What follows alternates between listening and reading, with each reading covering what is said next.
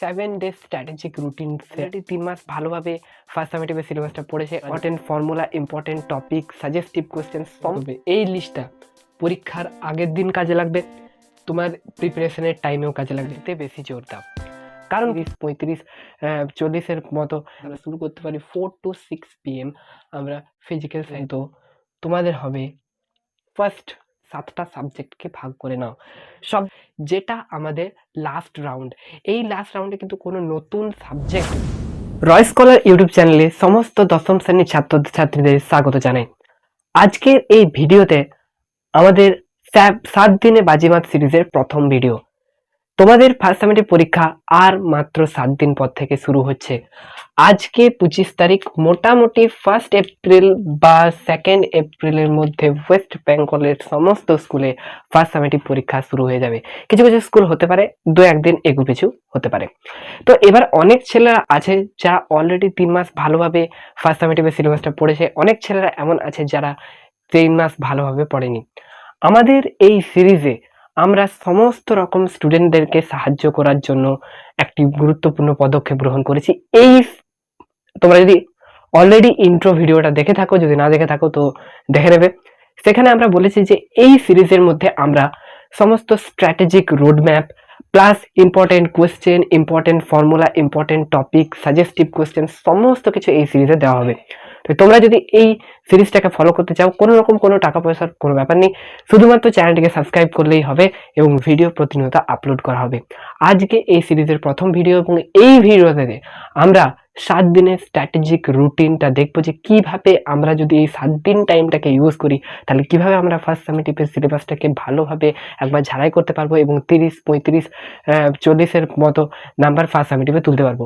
অনেকজন স্টুডেন্ট এমন থাকবে যে যারা শুধুমাত্র মাধ্যমিকটাকে টার্গেট করে যায় এবং ফার্স্ট সামেটিভ, সেকেন্ড সামেটিভ এবং টেস্ট পরীক্ষাটাকে সম্পূর্ণ রকমের ইগনোর করে, কিন্তু এইটাই সব থেকে বড় ভুল। কারণ কি, অনেকে থাকে যারা ফার্স্ট সামেটিভে পড়ে না, সেকেন্ড সামেটিভে পড়ে না, সেকেন্ড সামেটিভে পড়ে টেস্ট থেকে পড়তে শুরু করে, আবার টেস্টের পর থেকে পড়তে শুরু করে। এই মুহূর্তে অনেকটা বড় সিলেবাস তাদের কাছ থেকে জমা হয়ে থেকে যায় এবং ব্যাকলগ তৈরি হয়ে যায়, এবং কেউ কেউ থাকে যারা মাধ্যমিক পর্যন্ত ব্যাকলগটা ক্লিয়ার করতে পারে, কেউ কেউ পারে না। তাই আমাদেরকে ফার্স্ট সামেটিভ থেকেই সম্পূর্ণ আমাদের সিলেবাসটাকে এগিয়ে নিয়ে যেতে হবে, যাতে ভবিষ্যতে কোনো রকম কোনো ব্যাকলগ না থাকে। এই মুহূর্তে দাঁড়িয়ে যদি তোমরা অলরেডি 3 মাস টাইমটাকে ভালোভাবে ইউজ করেছো তো খুব ভালো কথা, যদি না ইউজ করেছো এখন থেকে সিরিয়াস হয়ে যাও। এই 7 দিন পর পরীক্ষা, তারপরে সেকেন্ড সামেটিভে যেন এই ফার্স্ট সামেটিভের মতো ভুলটা না হয় সেটা কিন্তু তোমাদেরকে খেয়াল রাখতে হবে।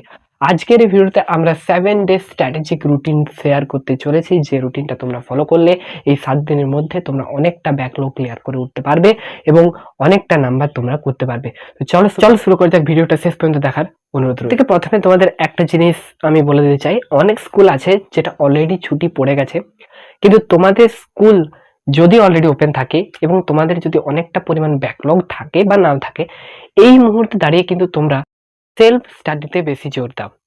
কারণ কি, স্কুলের ক্ষেত্রে এখন গেলে আমার মনে হয় যে টাইম ওয়েস্টটাই বেশি হবে।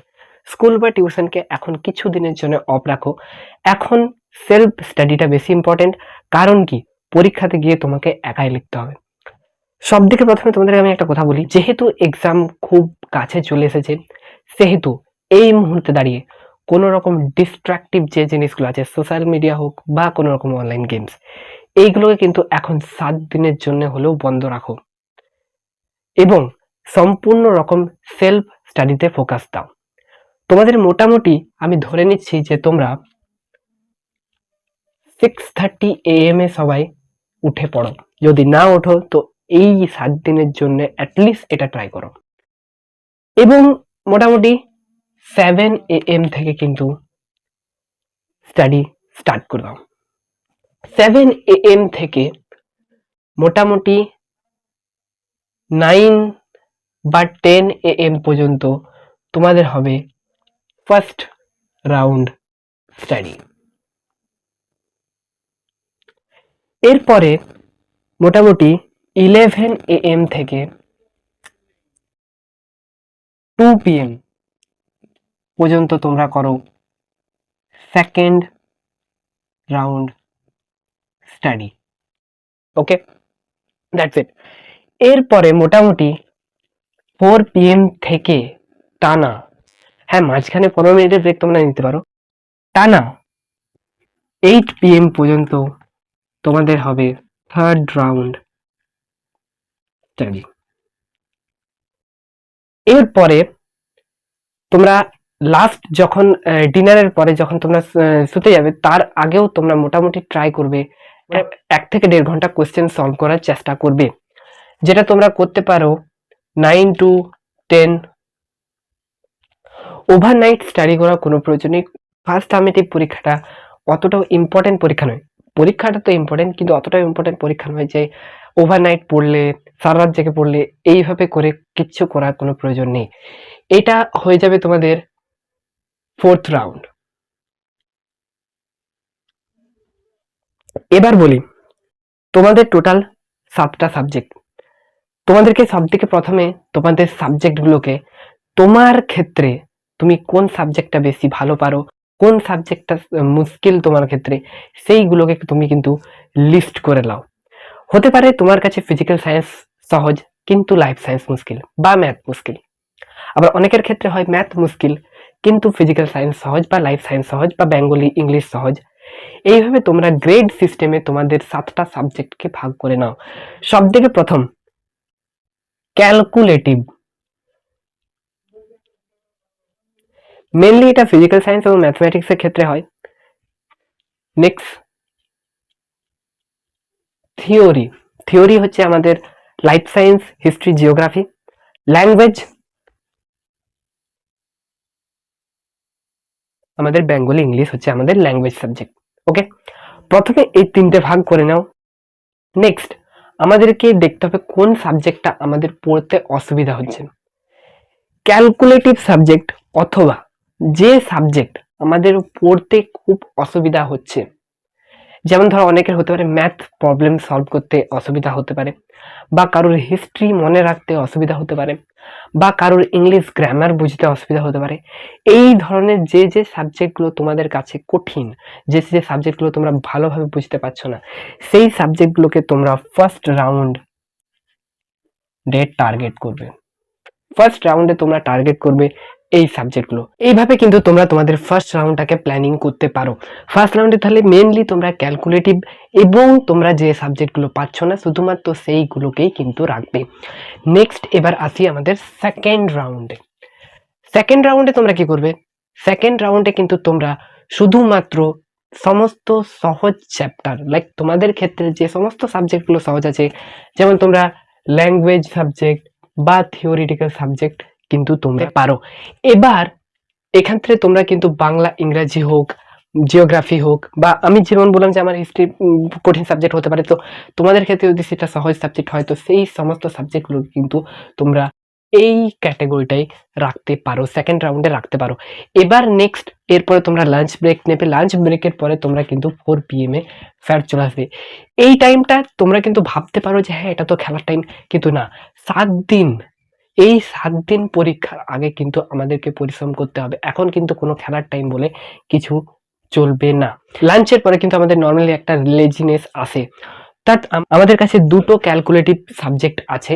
তার মানে একটা ক্যালকুলেটিভ সাবজেক্ট আমরা ফার্স্ট রাউন্ডে করব এবং একটা ক্যালকুলেটিভ সাবজেক্ট আমরা থার্ড রাউন্ডে করে স্টার্ট করব, যাতে আমাদের মাইন্ডটা রিফ্রেশ হয়ে যায় এবং মাইন্ডটা আমরা অলরেডি লেজিনেস থেকে আমাদের মাইন্ডটা কিন্তু অ্যাক্টিভ ফেজে চলে আসে। এই জন্য একটা সাবজেক্ট এখানে, একটা ক্যালকুলেটিভ সাবজেক্ট এখানে, একটা ক্যালকুলেটিভ সাবজেক্ট এইখানে। এরপরে একটা ক্যালকুলেটিভ সাবজেক্ট হওয়ার পরে এই দুটো রাউন্ডের পরে যে সাবজেক্টগুলো আমাদের বেঁচে যাবে সেই সাবজেক্টগুলো আমরা থার্ড রাউন্ডে কমপ্লিট করব। দেন আমাদের ডিনার ব্রেক হবে এবং ডিনার ব্রেক হওয়ার পরে আমাদের 4th রাউন্ড, যেটা আমাদের লাস্ট রাউন্ড। এই লাস্ট রাউন্ডে কিন্তু কোনো নতুন সাবজেক্ট বা কোনো নতুন টপিক বা কোনো নতুন চ্যাপ্টার কিন্তু আমরা পড়বো না। আমরা কি পড়বো? এই যে 3টে রাউন্ডে আমাদের যে চ্যাপ্টারগুলো আমরা পড়েছি, যে টপিকগুলো আমরা পড়েছি, সেইগুলো শুধুমাত্র সামারাইজ করব। এইভাবে কিন্তু তোমরা গোটা তোমাদের ফার্স্ট সামেটিভের এই 7 দিন কিন্তু তোমরা ম্যানেজ করতে পারো।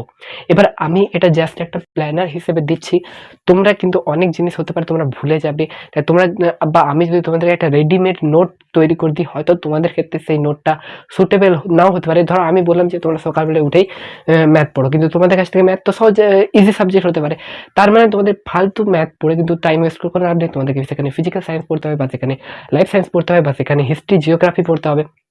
এই রেডিমেড রুটিন যদি ইউজ করো তাহলে কিন্তু তুমি কোনোদিনও সেই রুটিনটাকে ভালোভাবে ফলো করতে পারবে না এবং তোমাদের কোনো ইউজই হবে না।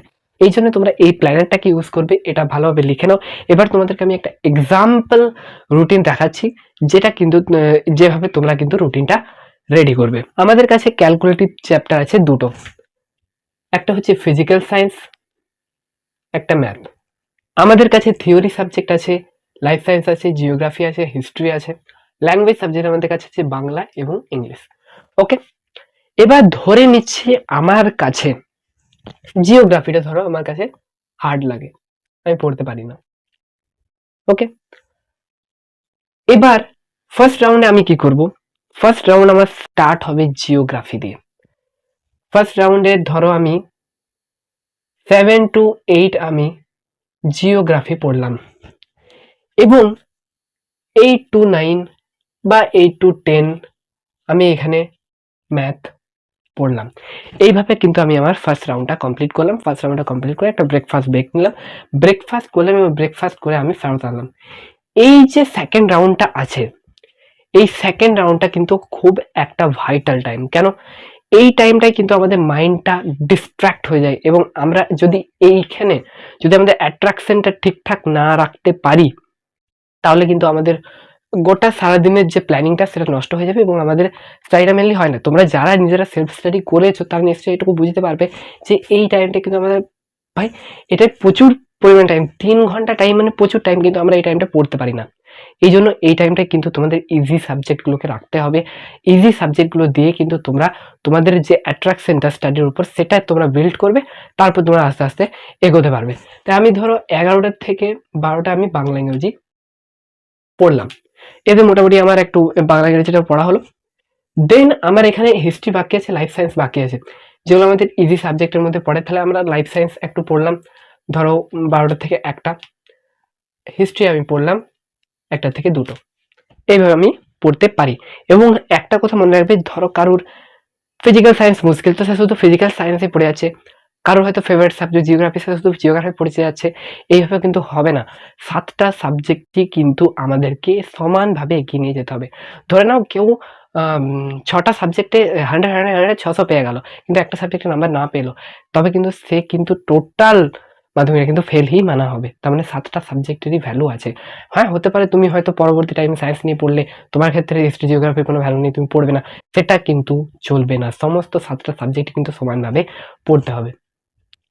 নেক্সট এরপরে আমাদের লাঞ্চ ব্রেক হলো, 2 আওয়ার্সের লাঞ্চ ব্রেক দেওয়া হয়েছে। এরপরে নেক্সট তোমরা স্টার্ট করবে একটা ক্যালকুলেটিভ সাবজেক্ট নিয়ে। আমরা ফিজিক্যাল সায়েন্স দিয়ে আমরা শুরু করতে পারি 4 to 6 PM আমরা ফিজিক্যাল সায়েন্স করলাম। এখানে ফিজিক্যাল সায়েন্সের থিওরি, ফিজিক্যাল সায়েন্সের নিউমেরিক্যাল সমস্তটা কমপ্লিট করলাম। এরপর আমাদেরকে দেখতে হবে যে কোন কোন জিনিসগুলো আমাদের পড়া বাকি রয়ে গেল। ধরে নিচ্ছি আমার 2 ঘন্টাতে ভালো ম্যাথ হয়নি, হয়তো আমার ম্যাথে আরো টাইম দেওয়ার প্রয়োজন আছে। তো আমি 6 to 6:30 আমি ম্যাথ নিয়ে বসলাম। ওকে, ধরো আমার হিস্ট্রিতে তখন ভালোভাবে পড়া হয়নি, বা আমার লাইফ সায়েন্সে আরো টাইমের প্রয়োজন আছে, সেই সমস্ত সাবজেক্টগুলোকে আমরা এই টাইমটার মধ্যে ঢুকিয়ে আমি কিন্তু মোটামুটি 8 PM বা কেউ এটাকে এক্সটেন্ড করে 9 PM পর্যন্ত করতে পারো। এই গোটা রুটিনটার মধ্যে তোমরা চাইলে তোমাদের মতো চেঞ্জেস করতেই পারো, কোনো অসুবিধা নেই। যেমন তোমাদের নিজস্ব, কারণ কি সেলফ স্টাডি তোমাকে নিজে করতে হবে, পরীক্ষায় নাম্বার তোমাকে নিজে আনতে হবে, কারোর বলা রুটিন ফলো করার কোনো প্রয়োজন নেই। বাস স্ট্র্যাটেজিটা মেনটেন রাখবে, যাতে তোমরা ডেইলি 7টা সাবজেক্ট ভালোভাবে পড়তে পারবে। এরপরে নেক্সট আসি আমাদের লাস্ট রাউন্ডে কিন্তু আমরা কোনো রকম কোনো নতুন টপিক, নতুন চ্যাপ্টার আমরা পড়বো না। আমরা কি করব, যা আমরা সারাদিন পড়েছি সেগুলোকে শুধু রিভিশন করব। তোমরা একটা পেপার নেবে, সেখানে লিখবে, ধরো তুমি ম্যাথে আজকে দ্বিঘাত সমীকরণ করেছো, আজ আমি দ্বিঘাত সমীকরণে কোষে দেখি এখান থেকে এখানে করলাম, ঠিক আছে, আমি এই কোশ্চেনটা পারিনি, আমি কোষে দেখি 2 নাম্বার কোশ্চেনটা পারিনি, লিখে রাখলে পরবর্তী দিন যখন আবার তোমার বা পরীক্ষার আগের দিন তুমি কিন্তু ওই কোয়েশ্চেনটা দেখে গেলে, যদি বাই চান্স ওই কোয়েশ্চেনটা পড়ে তুমি তো পারবে না, তাই তুমি পরীক্ষার আগের দিন কিন্তু ওই কোয়েশ্চেনটা দেখে যেতে পারবে।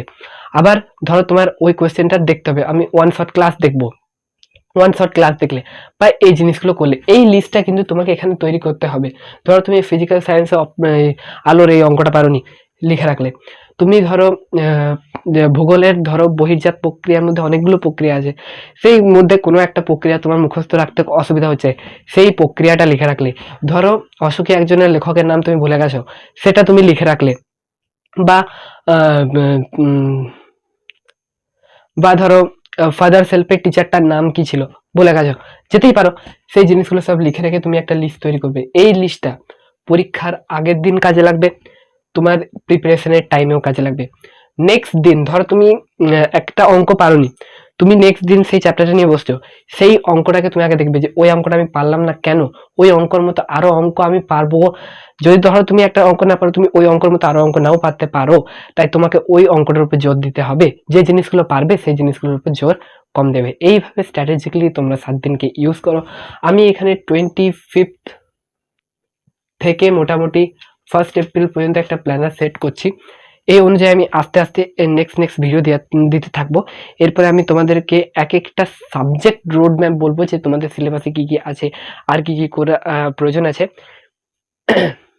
ম্যাথের ক্ষেত্রে সব চ্যাপ্টারের ফর্মুলা একটা ভিডিওর মধ্যে, সমস্ত ইম্পর্টেন্ট ফর্মুলা ফিজিক্যাল সায়েন্সের বা সমস্ত কিছু এই চ্যানেলে খুব শীঘ্রই আপলোড করা হবে। তো তোমরা শুধুমাত্র একটা কাজ করবে, চ্যানেলটাকে সাবস্ক্রাইব করবে আর প্রতিনিয়ত ভিডিওগুলো দেখবে এবং টাইমলি স্টাডি করবে। That's it for